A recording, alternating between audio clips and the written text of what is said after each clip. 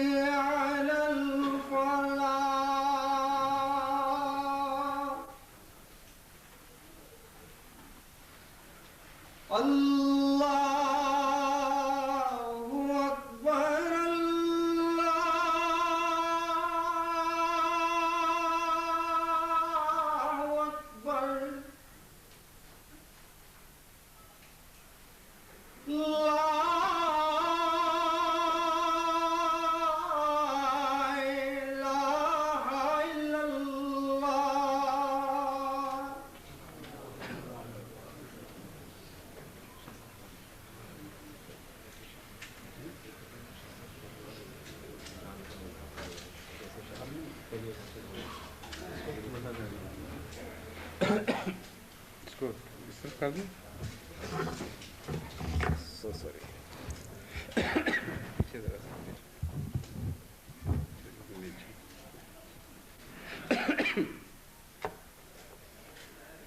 اشہد ان لا الہ الا اللہ وحدہ لا شریک لہ واشهد ان محمدا عبده ورسوله اما بعد فاعوذ بالله من الشیطان الرجیم بسم اللہ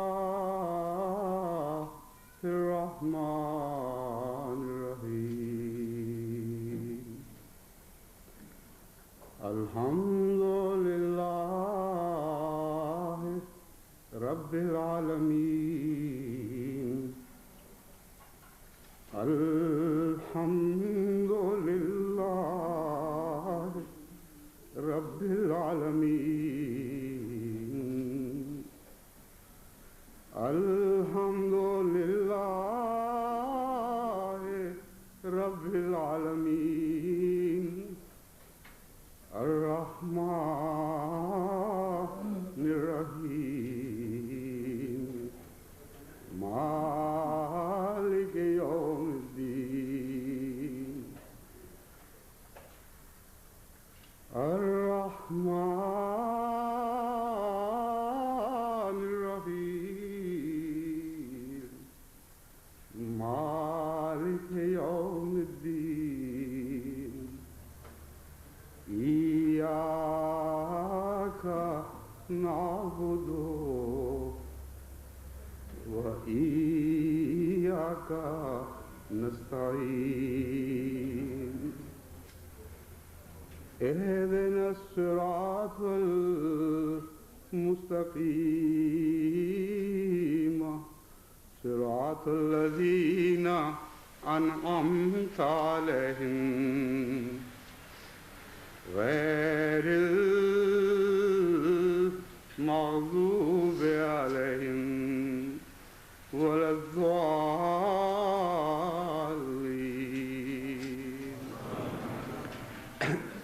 کیمرے والے اگر اپنا جمعہ خراب کرنا چاہتے ہیں تو باہر چلے جائیں، باقی دوستوں کا جمعہ خراب نہ کریں۔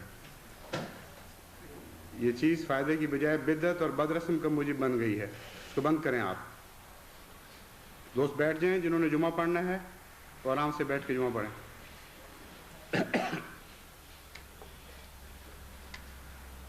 آج کا دن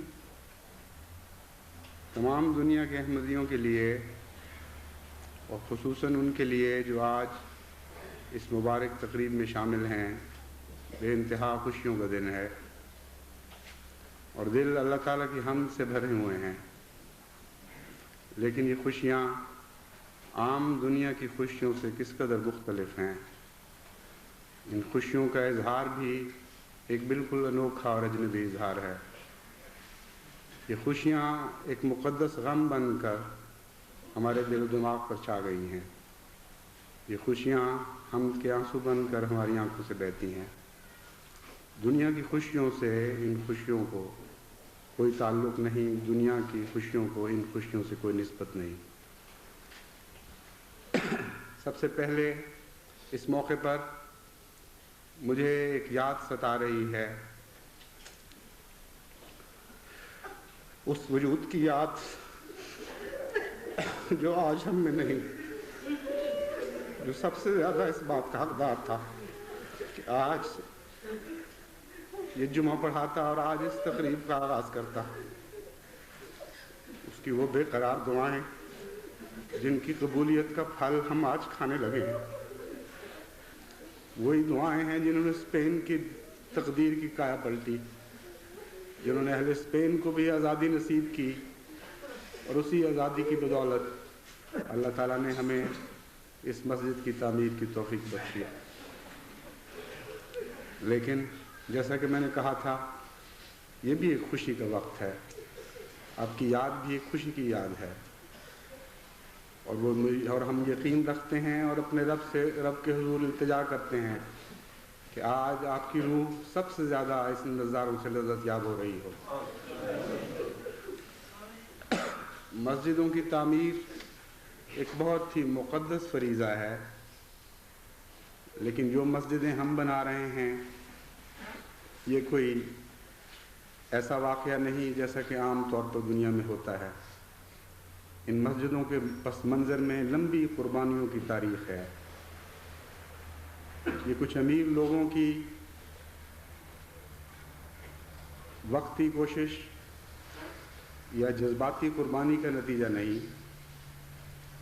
کچھ ایسے لوگوں کی جن کو خدا نے زیادہ دولت بخشی ہو اور وہ نہ جانتے ہوں کہ کہاں خرچ کرنی ہے، بلکہ خصوصاً اس مسجد کے پیچھے تو ایک بہت ہی لمبی، گہری، مسلسل قربانیوں کی تاریخ ہے، اور اس موقع پر اگر ہم ان کو یاد نہ کریں اور ان لوگوں کے لیے ان لوگوں کو اپنی دعاؤں میں شامل نہ کریں جو اس مسجد کی پس منظر میں خاموشی سے کھڑے انکسار کے ساتھ اپنے رب کے حضور دعا گو کھڑے نظر آ رہے ہیں، تو یہ ناشکری ہوگی۔ میری مراد برادر مکرم کرم اللہ صاحب ظفر اور ان کے خاندان کی قربانی سے ہے۔ ایک لمبا عرصہ اس خاندان نے اسپین میں دن رات احمدیت کی خدمت کے لیے سر توڑ کوشش کی۔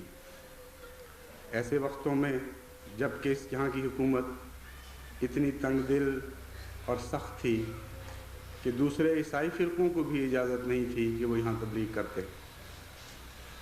اس زمانے میں جب کہ کوئی ذریعہ نہیں تھا جماعت کے پاس ان کی مدد کا، مالی حالات کی تنگی بھی تھی اور قوانین کی روک بھی رستے میں حائل تھی، اور ممکن نہیں تھا کہ ان کو سلسلہ کسی قسم کی مدد دے سکتا۔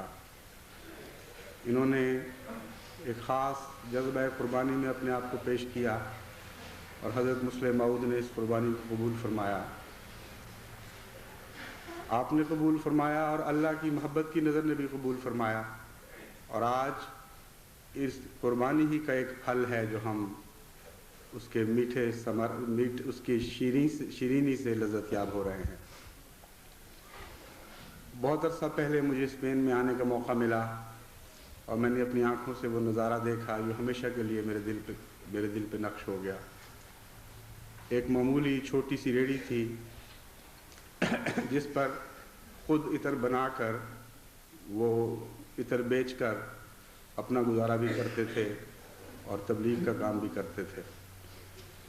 1957 کی یہ بات ہے۔ مجھے اور برادرم عزیزم میر محمود احمد صاحب کو یہاں آنے کا موقع ملا۔ وہ ایسی ریڑھی تھی جس کو بعض دفعہ رکھنے کی جگہ بھی میسر نہیں آتی تھی۔ دشمنوں کو پتہ چلتا تھا تو وہ اس کو توڑ جاتے تھے۔ بعض رحم دل دکاندار بعض دفعہ ان کو جگہ دے دیتے تھے، پھر کچھ دیر کے بعد وہ جگہ چھوڑ کر کوئی اور جگہ تلاش کرنی پڑتی تھی۔ طریق تبلیغ یہ تھا کہ وہی عطر بیچ کر اپنا گزارا بھی کرتے تھے اور اس کے سے بچی ہوئی رقم اپنے خرچ سے وہ لٹریچر کے لیے پیش کیا کرتے تھے۔ ایسے وقت بھی آئے جب کہ ان کے گھر پر بھی حملے ہوئے۔ وہ جو بورڈ لگا ہوا تھا اس کے اوپر پتھروں کے نشان ہم نے خود دیکھے۔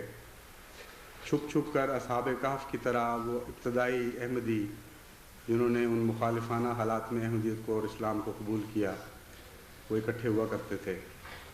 دشمن مخبری کرتے تھے تو لوگ حملہ کر کے آتے تھے اور وہ بڑی مصیبت اور بڑی مشکل سے اپنی عزتیں اور جانیں بچاتے تھے۔ عطر کے ساتھ انہوں نے ایک چھوٹا سا اسپرے پمپ رکھا ہوا تھا۔ جب ہم وہاں پہنچے تو انہوں نے ہمیں بتایا کہ دیکھو اس طرح تبلیغ کرتا ہوں۔ پمپ سے اسپرے کرتے تھے اور کچھ لوگ اکٹھے ہو جاتے تھے شوق اور تعجب میں۔ مشرقی قسم کی خوشبو سے ویسے بھی ایک خاص دلچسپی پیدا ہو جاتی تھی، اور اسپرے کرتے ہوئے اس وقت جو ہم نے نظارہ دیکھا وہ یہ تھا کہ انہوں نے کہا کہ دیکھو یہ کتنی اچھی خوشبو ہے، لیکن یہ خوشبو تو زیادہ دیر تمہارے ساتھ نہیں رہے گی، یہ تو کپڑوں میں رچ بس کے بھی آخر دھل کر ضائع ہو جائے گی۔ 1 2 دن 4 دن کی بات ہے۔ میرے پاس ایک اور عطر بھی ہے، ایک ایسا عطر جس کی خوشبو لافانی ہے، وہ کبھی ختم نہیں ہوگی۔ اس دنیا میں بھی تمہارا ساتھ دے گی اور اس دنیا میں بھی تمہارا ساتھ دے گی۔ اگر چاہتے ہو کہ اس خوشبو سے متعلق مجھ سے کچھ معلومات حاصل کرو تو یہ میرا کارڈ ہے، جب چاہو آؤ مجھے ملو اور میں تمہیں بتاؤں گا کہ وہ خوشبو کیا ہے اور کیسے حاصل کی جاتی ہے۔ بہت سے لوگ وہ کارڈ لیتے تھے، کچھ عطر خرید کر الگ ہو جاتے تھے۔ اس طرح تبلیغ کے راستے نکلتے تھے۔ بس یہ ساری وہ قربانیاں ہیں جو اس موقع پر از خود مجھے یاد آ رہی ہیں، اور میں ضروری سمجھتا ہوں کہ جماعت کو بھی ان سے آگاہ کروں اور اس طرف توجہ دلاؤں کہ اپنی دعاؤں میں ان کو نہ بھولیں۔ چند 1-2 माह पहले की बात है, एक शख्स ने बड़ा ही मुतकब्बिराना ख़त मुझे लिखा और उसमें इनके मुतल्लिक ऐसे लफ्ज़ इस्तेमाल किए जिससे मेरा दिल फट गया। उसको अपने इल्म का ज़ोम था, उसको ख़याल था कि इनका इल्म कुछ नहीं, उसको अपनी शक्ल व सूरत का ज़ोम था और ख़याल था कि उसके मुकाबले पर इनकी शक्ल व सूरत कुछ नहीं। लेकिन बाज़ ऐसे भी होते हैं जो दुनिया की नज़र में कोई हकीकत नहीं रखते, लेकिन अल्लाह के प्यार और मोहब्बत की नज़रें उन पर पड़ती हैं। मेरा दिल गम से फट गया और इस्तग़फ़ार की तरफ उसके लिए माइल हुआ, और साथ ही मुझे वो वाक़या याद आ गया जबकि मदीने के बाज़ार में हज़रत मोहम्मद मुस्तफ़ा सल्लल्लाहु अलैहि वसल्लम एक ग़ुलाम को बेच रहे थे। वो ऐसा ग़ुलाम था जिसके कपड़ों में से बदबू आती थी। दिन भर की मेहनत और मुशक्क़त से पसीने से शराबोर और आलूदा लिबास में वो मलबूस था। इंसान उसकी बदसूरती की वजह से उससे नफ़रत करते थे। कोई उसको अपनी लड़की देने के लिए तैयार नहीं था। हज़रत सल्लल्लाहु अलैहि वसल्लम का वहाँ से गुज़र हुआ। आपने अपनी इलाही बसीरत से उसकी दिल की कैफियत को भांप लिया और पीछे से जाकर प्यार से उसकी आंखों पर हाथ रख लिए, जिस तरह बाज़ दफ़ा माएँ बच्चों की आंखों पर हाथ रखती हैं और पूछती हैं कि बताओ मैं कौन हूँ। वो जानता था और यकीनन जानता था कि मोहम्मद मुस्तफ़ा सल्लल्लाहु अलैहि वसल्लम के सिवा कोई ऐसा हसीन अखलाक का मालिक नहीं जो मुझसे ऐसे प्यार का इजहार करे। लेकिन उसकी ज़िंदगी में एक ऐसा अजीब मौका था कि उसको ज़ाया नहीं होने देना चाहता था। जानबूझकर पहचानने के बावजूद अपने जिस्म को हुजूर अकरम के जिस्म से रगड़ना शुरू किया, अपने हाथों को आपके जिस्म के ज़ीरो बम पे फेरना शुरू किया, और बहुत ही प्यार का इजहार, जिस तरह बाज़ दफ़ा बिल्ली आपने देखा है लिहाफ में घुसकर प्यार करती है और अपने बदन को रगड़ती है इंसान के साथ, इस तरह उसने इजहार मोहब्बत शुरू कर दिया। फिर जब हुजूर ने पूछा बताओ मैं कौन हूँ, उसने कहा या रसूलल्लाह आपके सिवा हो कौन सकता है, आप ही तो हैं।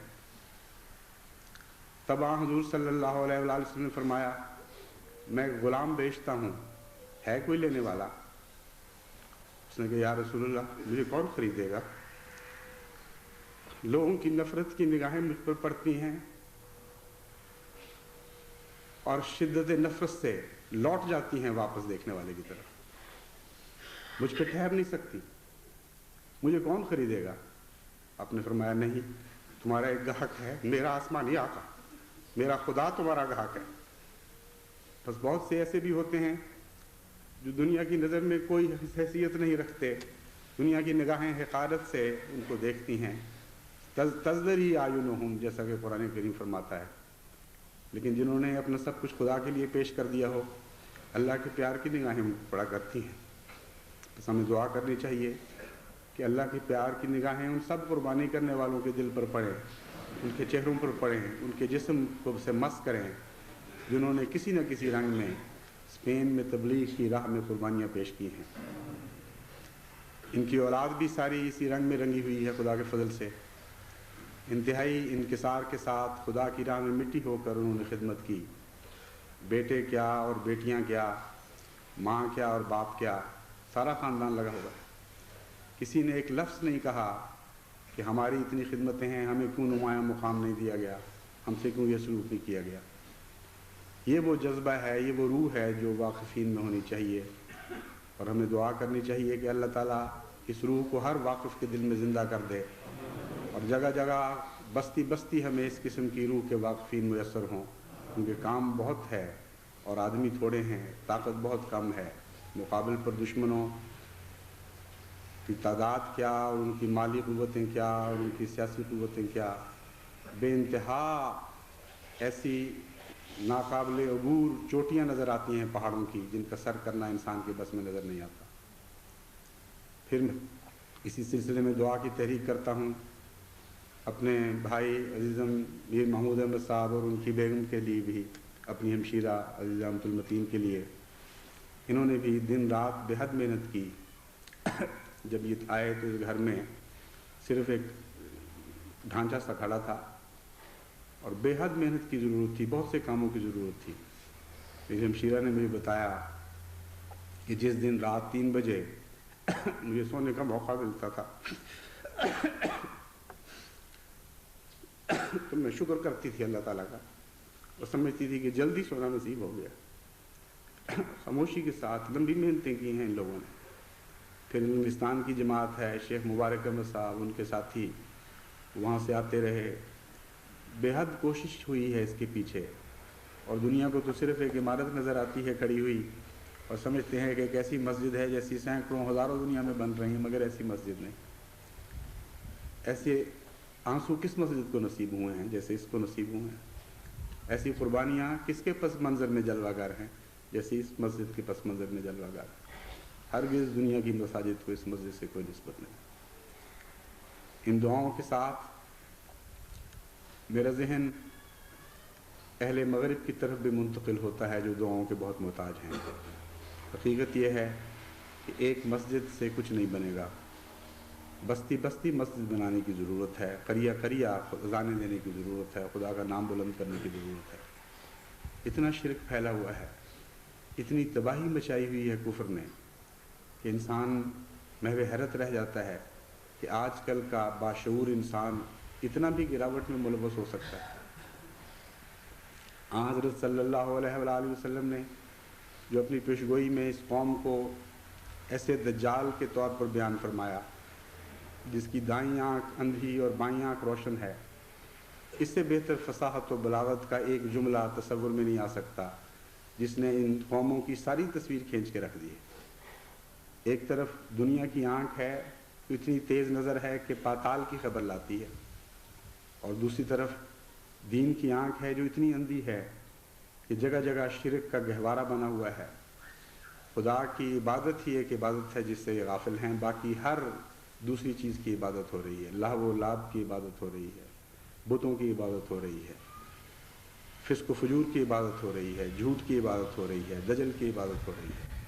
صرف ایک خدا ہے جس کی عبادت نہیں ہو رہی۔ تو ان سب کی تقدیر بدلنی ہے، ایک مسجد تو کافی نہیں، اور پھر ایک ایسی مسجد سے کس طرح تقدیر بدلی جائے گی جس کے لیے نمازی پیدا نہ ہو؟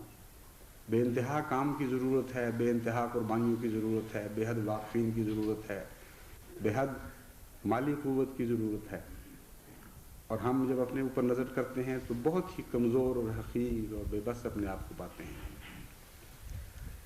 یورپ کے دورے میں ان خیالات میں مگن ہوتے ہوئے میں سوچتا رہا اور میری فکر بڑھتی گئی، ان معنوں میں نہیں کہ مجھے مایوسی کی طرف لے جائے، بلکہ ان معنوں میں کہ دعا کی طرف اور بھی زیادہ مائل کرتی رہی، کیونکہ میں جانتا تھا یہ ساری مشکلات ایک طرف، لیکن ہمارے رب کی ایک نظر ایک طرف، وہ ان سب مشکلات کو خس و خاشاک کی طرح اڑا سکتی ہے، وہ اس طرح غائب کر سکتی ہے جیسے روشنی کے ساتھ اندھیرے غائب ہو جاتے ہیں اور اس میں کسی کوشش کا دخل نظر نہیں آتا۔ اس لیے دعاؤں کی طرف توجہ بڑھتی رہی، لیکن ساتھ ہی میں نے بڑے غم اور دکھ کے ساتھ یہ محسوس بھی کیا کہ جماعت میں ابھی پوری طرح اس قربانی کا وہ احساس نہیں جو ان مشکلات کے مقابل پر ہونا چاہیے۔ بہت سی جگہ بہت کوشش اور محنت کے ساتھ فہرستیں تیار کروائی گئیں، چندہ دہندگان کی تجنید کروائی، مکرم چودھری حمید اللہ صاحب نے اس سلسلے میں میری بڑی مدد کی، اور یہ دیکھ کر حیرت ہوئی کہ بعض جگہ 50% سے زائد ایسے احمدی ہیں جو ایک آنا بھی چندہ نہیں دے رہے۔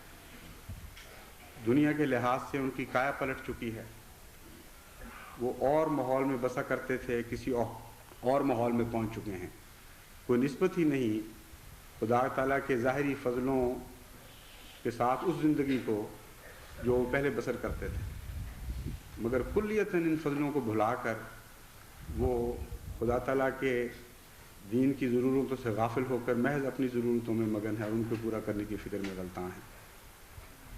یہ دیکھ کر تعجب ہوا اور بہت دکھ ہوا۔ پھر ان لوگوں کی فہرستوں کا مطالعہ کیا جو چندہ دیتے ہیں، تو ایک حصہ ان میں ایسا پایا جن کو خدا نے بہت کچھ دیا لیکن مقابل پر بہت تھوڑا پیش کرتے ہیں۔ وہ پیش نہیں کرتے جس سے ان کو محبت ہے، وہ پیش کرتے ہیں جو وہ زائد ضرورت سمجھ کر پھینک سکتے ہیں۔ ان کو میں نے بتایا کہ دیکھو قرآن کریم تو فرماتا ہے لن تنالوا البر حتی تنفقوا مما تحبون، کہ ہرگز تم نیکی کو نہیں پا سکو گے جب تک وہ خرچ نہیں کرو گے مال جس سے تمہیں محبت ہو۔ تم تو خدا کی راہ میں وہ دے رہے ہو جس سے تمہیں محبت نہیں، وہ زائد چیز ہے جو تم پھینک بھی سکتے ہو، تمہیں کوئی فرق نہیں پڑتا، اس تمہارے روزمرہ کے دستور پر اس کا کوئی اثر نہیں پڑتا، اس لیے اس کو کیوں ضائع کرتے ہو؟ تقویٰ سے کام لو، اگر قربانی کی توفیق نہیں تو چھوڑ دو اس راہ کو، لیکن خدا تعالیٰ سے سچائی کا معاملہ کرو، تب وہ تم سے سچائی کا معاملہ کرے گا، رجوع برحمت ہوگا۔ پھر رازق سے ڈرنا، رازق کو دیتے ہوئے ڈرنا، اس سے بڑی بے وقوفی کوئی نہیں۔ اسی طرح سفر کے دوران ایک موقع پر بعض دوستوں کے حالات کے متعلق دیکھ کر بہت ہی دکھ پہنچا، بہت ہی اللہ تعالیٰ نے فضل فرمائے، لیکن مقابل پر کسی قسم کی کوئی قربانی نہیں۔ اس پر مجھے وہ واقعہ یاد آ گیا، ہمارے ایک CSP کے افسر ہوا کرتے تھے مسعود کھدر پوش، انہوں نے واقعہ سنایا کہ ایک دفعہ وہ مصر گئے تو قاہرہ میں ایک جنازہ جا رہا تھا، اور جنازے کے ساتھ صرف 4 آدمی جنہوں نے اس جنازے کو اٹھایا ہوا تھا، اور دیکھنے میں وہ بوجھل جنازہ معلوم ہوتا تھا، چنانچہ بہت ان کے دل میں ہمدردی پیدا ہوئی ان کے لیے، اور ایک شخص کو جا کر انہوں نے ہٹا کر کندھا دینے کی کوشش کی، انہوں نے زور مارا، وہ آگے سے دھکے دینے لگا ان کو، اور یہ بڑے متعجب کہ میں تو اس کی مدد کرنا چاہتا ہوں لیکن یہ سنتا ہی نہیں۔ آخر ہمدردی کا جذبہ اتنا غالب آیا کہ انہوں نے دھکا دے کے اس کو الگ کیا اور خود وہ اس کی جگہ جنازے کو کندھا دے دیا۔ کہتے ہیں میں کر تو بیٹھا لیکن پھر کوئی نہیں آیا مجھے ہٹانے کے لیے، عادت نہیں تھی بوجھ اٹھانے کی، بالکل پس گیا، اور قبرستان کو 4 میل شہر سے باہر۔ کہتے ہیں اس مصیبت میں مبتلا اس جنازے کو چھوڑا بھی نہ جائے، زندگی جیرن ہو گئی۔ آخر جا کر جب جنازہ قبرستان میں رکھا تو ایک مزدور جو ان میں سے لیڈر تھا، وہ تھے مزدور، اس نے پیسے بانٹنے شروع کیے تو ان کا حصہ ان کو دیا۔ تب ان کو پتہ لگا یہ تو مزدور تھے، یہ کوئی توئی خدمت والے نہیں تھے۔ انہوں نے کہا میں تو شوقیہ خدمت کے طور پر آیا تھا، مجھے کیا پتا تھا تم مزدور ہو۔ تب سمجھ آئی کہ وہ دھکے کیوں دے رہا تھا بیچارہ، جس کی مزدوری انہوں نے چھین لی۔ تو مجھے خیال آیا کہ ایک جنازے کے بوجھ میں ایک ایسا شخص جو خاص دیندار بھی نہ ہو، اس کو اتنی ہمدردی پیدا ہو جاتی ہے کہ وہ یہ برداشت نہیں کر سکتا نظارہ کہ صرف 4 آدمی اس بوجھ کو اٹھائے ہوئے ہیں۔ کیسے تعجب کی بات ہے کہ احمدی کہلا کر حضرت مسیح موعود علیہ الصلوۃ والسلام کے ہاتھ پر تجدید بیعت کر کے، یہ وعدے کر کے کہ ہم دین کو دنیا پر مقدم رکھیں گے، یہ عہد و پیمان باندھ کر کہ ہم دوبارہ اسلام کی کشتی کو پار لگانے کے لیے اپنے سر دھڑ کی بازی لگا دیں گے، اپنے جسموں کو بھی غرق کرنا پڑا اسلام میں تو غرق کر دیں گے، تاکہ اسلام کی کشتی کامیابی اور کامرانی کے ساتھ پار ہو سکے۔ اس کے باوجود دیکھتے ہیں کہ جماعت کے چند آدمی اس بوجھ کو اٹھا رہے ہیں جو لکھوں کھا کیا کروڑوں کا کام ہے کہ وہ اٹھائیں، اور صرف چند آدمی ہیں جو اس بوجھ کو اٹھائے ہوئے ہیں، اور کوئی احساس پیدا نہیں ہوتا، کوئی تکلیف نہیں ہوتی، کوئی انسانی ہمدردی کا جذبہ پیدا نہیں ہوتا، کوئی احساس ندامت دل میں پیدا نہیں ہوتا کہ ہم بھی تو اسی جماعت سے تعلق رکھتے ہیں، ہم نے بھی تو وہی وعدے کیے تھے، ہم پر بھی تو احسان ہے مسیح موعود علیہ السلام کے کہ دوبارہ اسلام کی حقیقی لذتوں سے آشنا کیا، اور بڑے آرام سے کھڑے اس طرح نظارے کر رہے ہیں جیسے ڈوبتی کشتی کا کوئی ساحل سے نظارہ کر رہا، اور کوئی اس کے دل میں حس پیدا نہ۔ تو ایسے بھی نظارے میں نے دیکھے، پھر ایسے نظارے بھی دیکھے اخلاص کے اور محبت کے کہ جب کوئی تحریک کرتے تھے تو وہ جن پر سب سے زیادہ بوجھ تھا وہ سب سے بڑھ کر آگے اپنے جان و مال پیش کرتے تھے، اور بے قرار تھے کہ کسی طرح ہماری قربانیوں کو قبول کیا جائے۔ وہی ہیں اصل احمدیت کی روح، وہی ہیں جن کی دعائیں قبول ہوتی ہیں، وہی ہیں جن کی تمنائیں خدا کے حضور پایا قبولیت میں جگہ پاتی ہیں۔ انہی کے برتے پر آج احمدیت کی کشتی جاری ہے، انہی کے سر پر یہ سفر قافلہ اختیار کر رہا ہے، اور وہ بہت تھوڑے ہیں۔ دوست مجھ سے پوچھتے تھے کہ بتاؤ ہم کیا پیش کریں، کس طرح پیش کریں، اور کیا چاہیے اس سلسلے کے لیے۔ میں ان سے کہتا تھا بھی نہیں۔ بعض دفعہ مجلس شورا میں گفتگو ہوئی تو بے قرار ہو کے لوگوں نے پوچھا کہ بتائیں ہم حاضر ہیں، جو چاہتے ہیں دیں گے۔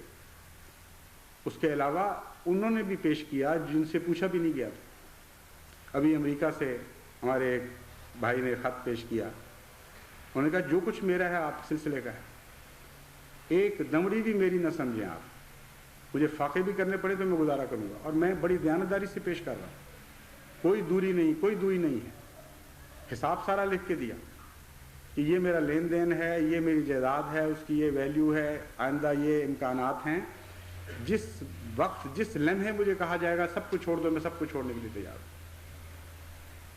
تو حقیقت یہ ہے کہ مسجدوں کی بڑی ضرورت ہے، حقیقت یہ ہے کہ بہت سے مبلغین کی ضرورت ہے، مگر میں ابھی کوئی تحریک نہیں کروں گا۔ میں نے فیصلہ کیا ہے کہ جب تک اپنے کمزور بھائیوں کو ساتھ ملنے کا موقع نہ دیا جائے ہم ابھی آگے نہیں بڑھیں گے۔ ظلم ہوگا ان پر جو محروم رہ جائیں اور قافلہ کہیں کا کہیں نکل جائے ان کو چھوڑ کر۔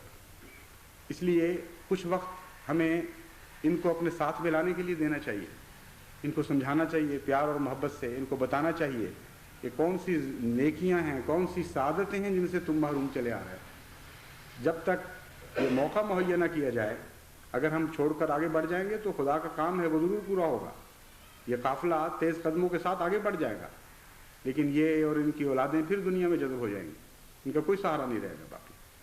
اس لیے انسانی ہمدردی کا تقاضا یہ ہے کہ ان کو ساتھ شامل کیا جائے۔ اس لیے وہ سارے جو آج اس خطبے میں شامل ہیں وہ اپنے اپنے ماحول میں جا کر اس بات کے مبلغ بنے، پہلے جو کمزور ہیں، جو خدا کی راہ میں خرچ سے ڈر رہے ہیں، ان کو بتایا جائے کہ تم تو محروم ہو رہے ہو، نیکیوں سے بھی محروم ہو رہے ہو، خدا کے فضلوں سے بھی محروم ہو رہے ہو، اس دنیا سے بھی محروم ہو رہے ہو جس کے پیچھے تم پڑے ہوئے، تمہارے رکوعوں میں برکت نہیں رہے گی، تم اپنی اولادوں کی خوشیاں نہیں دیکھ سکو گے، ان سے محروم کیے جاؤ گے، تمہاری آنکھوں کے سامنے تمہاری لذتیں نکل جائیں گی دلوں سے اور ان کی جگہ غم اور فکر لے لیں گے۔ یہ تقدیر ہے ان احمدیوں کے لیے جو احمدیت کو چھوڑ کر دور جا رہے ہوتے ہیں، یہی ہم نے دیکھا ہے ہمیشہ۔ اور جو خدا کی راہ میں قربانی کرتے ہیں اللہ ان کی قربانی نہیں رکھا کرتا۔ کون سا قربانی کرنے والا آپ نے دیکھا ہے جس کی اولاد فاقے کر رہی ہو؟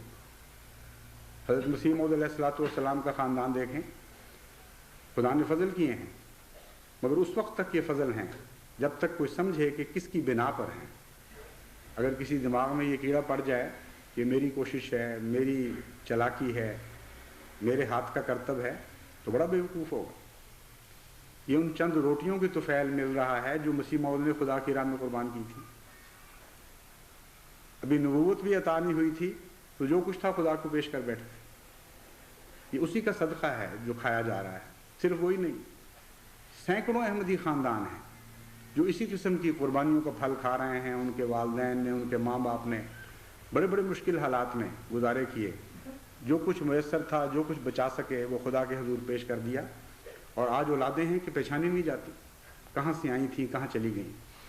ان کے پیچھے رہنے والوں کو دیکھیں جو محروم تھے اس وقت قربانیوں سے، ان کی شکلیں اور ہیں، ان کے ماحول اور ہیں، ان کی عقلیں اور ہیں، ان کے علم اور ہیں، اور اللہ تعالیٰ کی راہ میں قربانی کرنے والوں کی اولادوں کو خدا نے اتنی برکت دی۔ مگر پہچاننے کی ضرورت ہے، احساس کی ضرورت ہے۔ جب تک یہ احساس زندہ رہے گا یہ قافلہ آگے بڑھتا رہے گا۔ اگر یہ احساس مٹ گیا اور ہم غلط فہمی میں مبتلا ہو گئے کہ یہ گویا ہماری ہی ہوشیاریوں اور کوششوں کا نتیجہ ہے، تو یہ برکتیں چھینی جائیں گی۔ تو ڈرتے کس بات سے ہیں؟ خدا کی راہ میں دینے والے کبھی خالی نہیں رہے۔ رازق وہ ہے، وہ تو محبت اور پیار کے اظہار کے طور پر آپ کے دلوں کو پاک اور صاف کرنے کے لیے آپ سے مانگتا ہے۔ اللہ غنی وانتم الفقراء، قرآن کریم فرماتا ہے اللہ تو غنی ہے، اسی نے تمہیں سب کچھ دیا، تم پیدا بھی نہیں ہوئے تھے تو اس نے تمہارے لیے سارے انتظام کر دیے تھے، ساری کائنات کا مالک ہے، اس کے خزائن کبھی ختم نہیں ہوتے، اسی کی رحمتوں اور برکتوں کے طفیل انسان رزق پاتا ہے اور رزق سے برکتیں حاصل کر سکتا ہے۔ ورنہ ایسے رزق والے بھی ہم نے دیکھے ہیں کہ دلوں میں جہنم لیے پھرتے ہیں، کوئی رزق ان کو فائدہ نہیں پہنچا سکتا۔ اس خدا سے تعلق جوڑنے کے بعد پھر منہ موڑنا یہ کہاں کی عقل ہے؟ یہ تو خودکشی ہے۔ اس لیے محبت اور پیار سے سمجھائیں۔ میں نے تو بارہا یہ اعلان کیا ہے کہ اگر کوئی شخص اتنا نہیں دے سکتا جو شرع کے مطابق ضروری ہے تو صاف کہے، اپنے حالات پیش کرے۔ چندہ عام ہے وہ خلیفہ وقت معاف کر سکتا ہے، اور میں کھلا وعدہ کرتا ہوں کہ جو دیانتداری سے سمجھتا ہے کہ میں نہیں پورا اتر سکتا، میری شرح کم کر دی جائے، اس کی کم کر دی جائے گی، لیکن جھوٹ نہ بولیں خدا سے۔ یہ نہ ہو کہ خدا کروڑ دے رہا ہو اور آپ لاکھ کے اوپر چندہ دے رہے ہیں اور بتا یہ رہے ہوں کہ دیے ہی خدا نے لاکھ. اللہ کو بھول جاتا ہے نعوذ باللہ من ذالک کہ میں نے اس کو کیا دیا تھا اور اب یہ مجھے کیا واپس کر رہا ہے. جس نے دیا ہے وہ تو دلوں کے بھیدوں سے آشنا ہے، وہ مخفی ارادوں سے آشنا ہے، وہ ان بینک بیلنسوں سے آگاہ ہے جن میں روپے جاتے ہیں اور غائب ہو جاتے ہیں اور تسلی نہیں پاتا انسان اور بڑھانا چاہتا ہے اس کو. تو جو ضرورت مند ہے اس کی ضرورتوں کا فکر کی جائے گی، اس کی ضرورت کا لحاظ کیا جائے گا، اس کو خوشی سے اجازت دی جائے گی. بلکہ ایسا ضرورت مند احمدی ہو جو چندہ نہیں دے سکتا، امداد کا مستحق ہے، جماعت کا کام ہے جہاں تک ممکن ہو اس کی امداد کرے، لیکن خدا سے جھوٹ بولنے کی اجازت نہیں دی جا سکتی. اس لیے ایک مہلت میں دیتا ہوں اس خیال سے کہ ہمارے بھائی ضائع نہ ہوں. مجھے اس بات کی کوئی فکر نہیں ہے کہ خدا کے کام کیسے پورے ہوں گے. اگر میں فکر کروں تو مشرک بن جاؤں گا. مجھے اس بات کی ہرگز فکر نہیں ہے کہ اگر کوئی احمدی ضائع ہو گئے تو ان کی جگہ کوئی اور کیسے ملیں گے. ایک جائے گا تو خدا ہزاروں لاکھوں دے سکتا ہے اس کے بدلے اور دے گا. مجھے فکر یہ ہے کہ ایک بھی احمدی ضائع کیوں ہو، کیوں ہمارا بھائی ایک اچھے رستے پر چل کر بھٹک جائے اور ہمارے سے ضائع ہو جائے. تو مجھے تو ان کی ذات کا غم ہے، اپنے جماعت کا غم تو کوئی نہیں. جماعت کا غم تو میرا خدا کرے گا اور وہی ہمیشہ کرتا چلا ہے. جماعت کی ضرورتیں وہی پوری کرتا ہے اور وہی پوری کرے گا. اس لیے جب تک ایک موقع دے کر ہم اپنے بھائیوں کو ساتھ نہ ملا لیں، ایک آرڈر نہ پیدا ہو جائے نظام کے اندر، سارے دوست دیانتداری اور تقویٰ کے ساتھ مالی قربانیوں کے کم سے کم معیار پر پورے نہ اتر آئیں. اگر ہم آگے بڑھیں گے تو چند وہی لوگ جو سابقون الاولون ہیں وہی قربانیوں کا بوجھ اٹھاتے چلے جائیں گے اور لوگوں کو پتہ بھی نہیں لگے گا کہ یہ چند آدمی ہیں، صرف ساری جماعت نہیں. تو یہ دعا بھی کرنی چاہیے اپنے ان بھائیوں کے لیے، اللہ تعالیٰ ان کو سمجھ دے، عقل دے، قربانیوں کی ہمت اور توفیق عطا فرمائے. ہماری باتوں میں تو کوئی اثر نہیں، جب تک خدا نہ دلوں کو بدلے کوئی نہیں بدل سکتا. تو ان کے لیے دعائیں کریں اور بہت دعائیں کریں. جہاں تک اس مسجد کی آبادی کا تعلق ہے، میں آخری بات آپ سے یہ کہنی چاہتا ہوں کہ جب سے میں اسپین آیا ہوں ایک عجیب دل کی کیفیت ہے. خوشیاں تو بہت ہیں مگر جیسا کہ میں نے کہا تھا وہ خوشیاں غم میں ڈھلی ہوئی خوشیاں ہیں. یہ عجیب و غریب بات ہے، آنکھوں سے بہنے والی خوشیاں ہیں. میں سوچتا ہوں کہ مسجد تو ہم بنائیں گے، اس کی آبادی کیسے ہوگی. اتنی مدت ہو گئی اسپین میں کام کرتے ہوئے، احمدی بھی ہوئے، لیکن ابھی تک ہم اتنی تعداد میں احمدی نہیں بنا سکے کہ ایک احمدیہ جماعت اتنی مضبوط اور تعداد میں اتنی کثیر پیدا ہو جائے کہ وہ اپنے معاشرے کی حفاظت کر سکے. معاشرے کی حفاظت کے لیے ایک معقول تعداد کا ہونا ضروری ہے، ورنہ اکیلا احمدی اگر ہو تو وہ ماحول میں واپس جذب ہو جایا کرتا ہے. یہ قانون قدرت ہے جس کو آپ توڑ نہیں سکتے. اس لیے رفتار کا اتنا بڑھنا ضروری ہے کہ کم سے کم ضروری تعداد مہیا ہو جائے جو اقدار کی حفاظت کرتی ہے. اور اس تعداد کی بنا پر آگے بڑھنے کا سوال پیدا ہوتا ہے. انقلاب پیدا کرنے کے لیے بھی ایک کم سے کم مقدار کی ضرورت ہوتی ہے. یہ تو ہر دنیا کے آدمی کو پتہ ہے کہ ایٹم بم کو پھاڑنے کے لیے بھی کم سے کم ایک وزن کی ضرورت ہے. اس سے کم ہو تو وہ طاقت ضائع ہوتی چلی جاتی ہے، وہ چین ریئیکشن پیدا نہیں ہو سکتا. اس لیے اس چین ریئیکشن کے لیے جتنی تعداد میں احمدیوں کی ضرورت ہے وہ ابھی تک ہمیں مہیا نہیں ہو سکی. کیسے ہوگی؟ اتنا شرک ہے، اتنا ماحول پر دنیا کا اثر ہے، دہریت گھر گھر میں داخل ہو رہی ہے، سیاسی توجہات نے عقلوں کو اور ذہنوں کو غلط سمتوں میں مائل کیا ہوا ہے. معاشرے کی آزادیاں، دنیا کی لذتیں، یہ سارے بت چاروں طرف سے ان سوسائٹیوں کو گھیرے ہوئے ہیں. تو بہت فکر پیدا ہوتی ہے کہ اے خدا اس مسجد کی آبادی کا تو انتظام کر. میں تو یہی کرتا رہا ہوں جہاں بھی گیا ہوں، دیکھ کر ایسی بے بسی کا احساس ہوا ہمیشہ. اور پھر میں نے عرض یہی کی کہ اے خدا اگر توفیق ہوتی تو بس سجدے کرتے ہوئے ان راہوں پر چلتا، میں تیرے حضور خاک ہو کر مٹ جاتا یہاں. اے خدا تو نمازی بخش، تو عبادت کرنے والے عطا فرما، کیونکہ خالی مسجدیں بنانا تو کوئی کام نہیں جب تک یہ مسجدیں خالص عبادت کرنے والوں سے نہ بھر جائیں. لیکن ہمارے اندر کوئی طاقت نہیں ہے میرے رب. آپ بھی یہ دعائیں کریں جب تک یہاں ہیں. اسپین کی مٹی کو اپنے آنسوں سے تر کریں، اتنے آنسو بہائیں کہ خدا کی تقدیر کی بارش، رحمتیں بارش کی طرح برسنے لگے اس ملک کو. ہر آنسو سے وہ روحیں پیدا ہوں جو اسلام کے لیے ایک انقلاب کا پیغام لے کر آئیں. ہر آنسو سے ابن عربی نکلیں، ہر آنسو سے ابن رشد پیدا ہو. آج ایک ابن عربی کا کام نہیں ہے، آج تو قریہ قریہ بستی بستی میں ابن عربی کی ضرورت ہے. اس لیے یہ کام نہ آپ کے بس میں ہے نہ میرے بس میں ہے، صرف ہمارے آقا ہمارے رب کے بس میں ہے. اور ہمارے بس میں صرف آنسو بہانا ہے، اور یہ ہمیں ضرور کرنا ہوگا پوری گریہ وزاری کے ساتھ، انتہائی عاجزی کے ساتھ اور انکساری کے ساتھ. روئیں خدا کے حضور، اور جب قطرے ٹپکیں زمین پر تو دعا کریں کہ اے خدا ان قطروں کو ضائع نہ ہونے دے. ہر قطرے سے برکتیں پیدا ہوں، ہر قطرے سے وہ روحانی وجود نکلیں جو اسپین کی تقدیر کو بدل دیں. اس سے زیادہ ہم کچھ نہیں کر سکتے، ہم عاجز انسان ہیں، ہماری طاقت ہمارے بس میں ہے کیا. اللہ تعالیٰ ہمیں توفیق عطا فرمائے.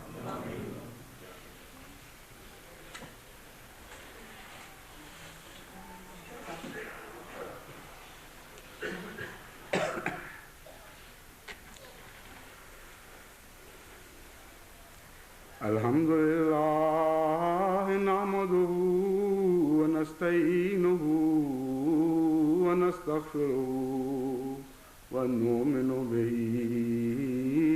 ونتوکل علیہ ونعوذ باللہ من شرور انفسنا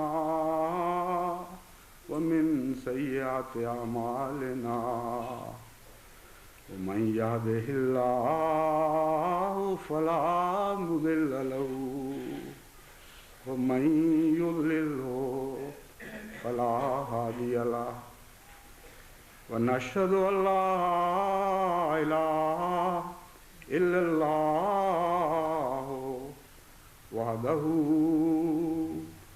لا شريك له ونشهد أن محمدًا عبده ورسوله. بعض دوستوں نے یہ خواہش کا اظہار کیا ہے کہ جمعے کے مان بعد اجتماعی بیعت بھی ہو جائے، کیونکہ بہت سے ملکوں سے ایسے دوست تشریف لائے ہیں جن کو موقع نہیں ملتا عموماً مرکز میں حاضر ہونے کا، اور ان کی خواہش ہے کہ دستی بیعت یہاں ہو جائے. تو انشاءاللہ جمعے کی نماز کے مان بعد دستی بیعت ہوگی. ایک بات خاص طور پر میں توجہ دلانی چاہتا تھا دعا کے سلسلے میں، اس کو ذہن سے اتر گئی کہ دعا کی قبولیت کے لیے ایک گر جو حضرت محمد مصطفیٰ صلی اللہ علیہ وآلہ وسلم نے ہمیں بتایا ہے وہ آپ سب کو معلوم ہونا چاہیے. تباً تو یہی ہوتا ہے عموماً، لیکن کانشیسلی باشعور طور پر ہر احمدی کے ذہن میں یہ بات حاضر رہنی چاہیے کہ حضور صلی اللہ علیہ وآلہ وسلم نے فرمایا کہ دعا کی قبولیت کا ایک راز تمہیں بتاتا ہوں، پہلے خوب اپنے رب کی حمد کرو، اس کی محبت کے گیت گاؤ، اور پھر مجھ پر درود بھیجو، اس لیے کہ آپ خدا کو سب سے زیادہ پیارے ہیں. اور یہی چیز ہے جو فطرتاً بھی ہمیں نظر آتی ہے. آپ نے دیکھا ہوگا جو ہوشیار فقیر ہیں وہ ماؤں سے بعض دفعہ ماؤں سے بھی بڑھ کر بچوں کو دعائیں دیتے ہیں، جانتے ہیں کہ ایسی محبت ہے کہ یہ بچوں کی محبت کی وجہ سے مجبور ہو جائیں گے ہمیں کچھ ڈالنے کے لیے. تو حضرت صلی اللہ علیہ وآلہ وسلم کیسے عارف باللہ تھے، خوب جانتے تھے ان رازوں کو. تو آپ نے فرمایا کہ دعائیں قبول کروانا چاہتے ہو تو مجھ پر درود بھیجا کرو ساتھ. پہلے حمد کرو اللہ کی، وہ اول ہے، پھر مجھ پر درود بھیجو، پھر جو مانگو خدا قبول فرمائے گا. تو اسی طریق کو اختیار کیا جائے. حضرت صلی اللہ علیہ وآلہ وسلم نے ایک بچے کو جب یہ سمجھایا تو اس کے بعد وہ نماز پڑھنے کے بعد بیٹھا، اس نے دعائیں کیں، حمد کی اور پھر درود بھیجے. تو وہ خود روایت کرتے ہیں کہ میں نے دیکھا کہ حضرت صلی اللہ علیہ وآلہ وسلم کا چہرہ تمتما اٹھا خوشی سے، اور دیکھ کر پیار سے مجھے دیکھتے ہوئے فرمایا بچے ٹھیک کر رہے ہو، ٹھیک کر رہے ہو، ٹھیک کر رہے ہو. یہی طریق ہے دعاؤں کا. تو آپ بھی دعاؤں میں یہ بات نہ بھولنا کہ حمد کے ساتھ ہی بے اختیار دل سے درود کے چشمے بھی پھوٹ پڑے، تاکہ ناممکن ہو جائے اللہ تعالیٰ کی رحمت کے لیے ان دعاؤں کا رد کرنا. عباد اللہ رحمکم اللہ ان بالعدل والإحسان وإيتاء ذي القربى وينهى عن الفحشاء والمنكر والبغي يعظكم لعلكم تذكرون اذكروا الله يذكركم وادعوه يستجب لكم ولذكر اللہ اکبر. صفیں بنا لیں اور سیدھی صفیں بنائیں.